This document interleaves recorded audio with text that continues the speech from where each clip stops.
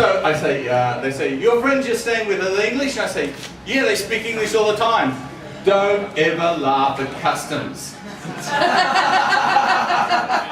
As soon as you did that, my life was shit. From that moment on, he wanted to see my everything, all my documentation right back to the womb, you know?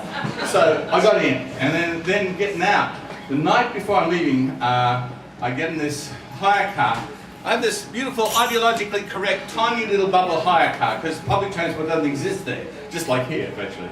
And what happens is, I get this little hire car, and it's a Toyota something Yaris, and I drive 100 miles an hour, faster, because you're leaving country, right? They can't get you. So past the automatic cameras and everything like that. But then they contact and say, we want to sell your car. We'll give you another one. I said, well, will it be a little one? No, we're going to upgrade you. I don't want to be upgraded. I want to be small and little, anonymous. I don't want to be arrested. Just leave me alone. But they give me this huge black electric executive mansion killer shark condominium corporations killer car. Consuming, and I shouldn't tell you this, but I'm going to tell you. They didn't tell me this new car takes diesel. So I go there thinking, oh, gotta have petrol. Pull a bit, and then the car stops. And I think, wait a minute. I put petrol in. It's all true. But happily, because I'm an innocent man, I stop outside a garage, run by a man from Kashmir. You know the separatist people who are having a big war? Yeah. And he looks into my soul and sees a poet and says, trouble, huh? I said, yeah, but I don't know anything about cars. I'm a Luddite, you know? I'm basically against the Western, what it calls for civilization, right? I'm a bicycle dressed up like a human being. And so he spends 4 hours draining all the oil, gas, diesel, petrol combination, which was titanic in its amount, and finally laughs at me and gives me a huge amount of bill. But the thing was, on his wall is Kashmir, the battlefield. He's a gorilla. He's a fucking gorilla. He's going to fight. I don't know what side, but he's going to fight, you know? And he's doing it right in the middle of Bradford, one of the most depressed industrial areas out. So I take that as a great cosmic lesson that I don't understand. And another one was, so many. I'm going up to see my friend who works in a hospice because her father's died, and she's an artist and she's a poet. And what happens when parents die, apparently it takes away your art. And I wanted to see her and say, to Alex, are you really an artist or are you just a wanker? Because nothing should stop you creating at any time. And I'm full of my artistic arrogance along, you know, oh, I'm going to tell her. We need every artist in the world. We need all of them, okay? All of them. Not just the ones hiding down the back, laughing at me. Anyway, so karma is really true, Herman, you must know. Arrogance gets its up. I get my fucking big corporation car, really so smart, I don't even know how to do the alarm on it, right? It starts going off alarm. Well, what's the alarm? You know, because the other one had a key. There's a little computer thing here. So it starts going, and I think, not again. But what I had forgotten, or what I do not know, is this. I had rested the food and drink which I had taken from my friend in the passenger seat. And it had activated some sort of computer which said, there is somebody sitting that has not got a safety belt on. The car will be disengaged right now. I'm on what they lovingly call a motorway, which is like a freeway, which has no side road to get off. I don't know, I'm going at a little speed, I don't know what's going on. The car stops! Twice! Finally I work out, wait a minute, the wine and the food has got on the belt and made a sort of... But that's not all, folks. This was on the last night coming here, maybe 4 nights ago, whatever it was. But you know, I just think, I'm an innocent man. Why is this happening to me? Because you're stupid, Tom.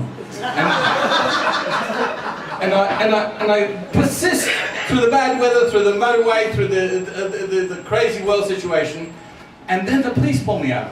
Now you all know. Shall I give you the poem of what actually happened? This is the poem, and then we'll confront with what actually happened, right?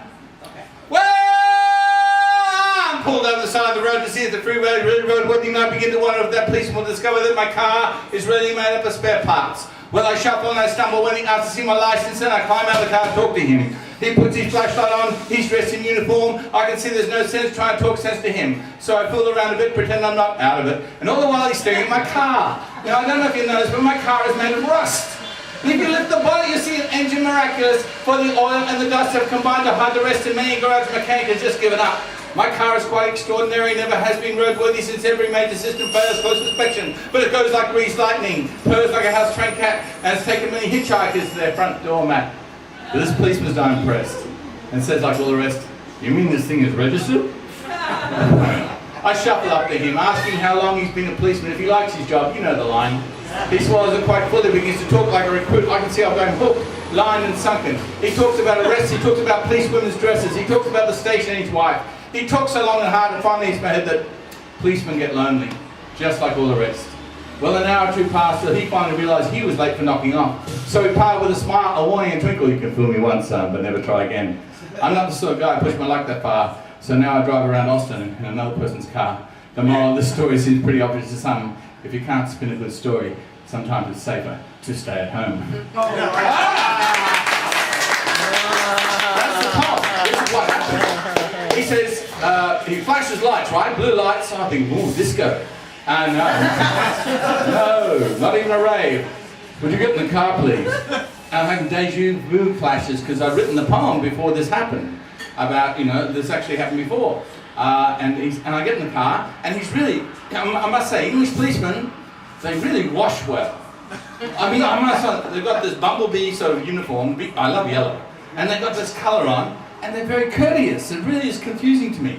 You can't hate you just can't hate people who are really nice to you. He says, "Would you have any idea, sir, why I pulled you over?"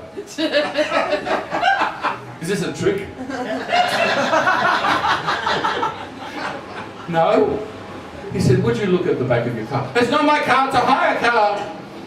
"Would you have a look at the back of your hire car, sir?"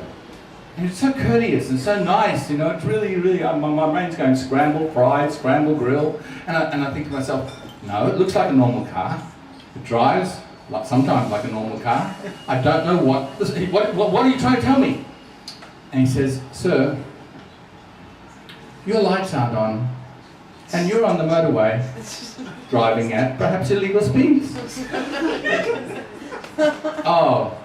Well, look, it's a new car, they took my old car, and the dashboard lights come on, and I don't know whether they've got lights or not, and I've had a terrible night. I'm going to see my friend, and she's my friend for years, and we're just going to celebrate." And he says, "Don't worry. This happens to a lot of people visiting our country." Now my brain's really fucked, because he's super nice to me. You can't, when a policeman is nice to you, what do? You have nothing to resent except their superior intelligence and table manners. And English people do it, they do it so well, like, "Oh yes, you're from the colonies. We understand, you've got bush. And endless wars, we understand that. Well, you're visiting our country, so get out quick. Go home." So I didn't, I'm here, and that was the last night, and I really thank you. I saw the first snow in England, and I'm really glad that you're all sunny people. I really thank you, because they're nice people like you, but they're somewhere else. And it's a bit harder there, because everything's more expensive. Like, they take your dollars and they rip them in half at the airport. They may as well, because the pound is through the roof and the dollar's through the floor. But what I'm trying to say is, there are pockets of poets over there who would love to know the pockets of poets here. And as soon as we can start transferring the skills, then all these DVDs and CDs and other elements of goodwill will be a universal language, an Esperanto of hope. So poets, all I'm saying is get over there fast and show them you know more than just Texan. Because cliches rule. Thank you.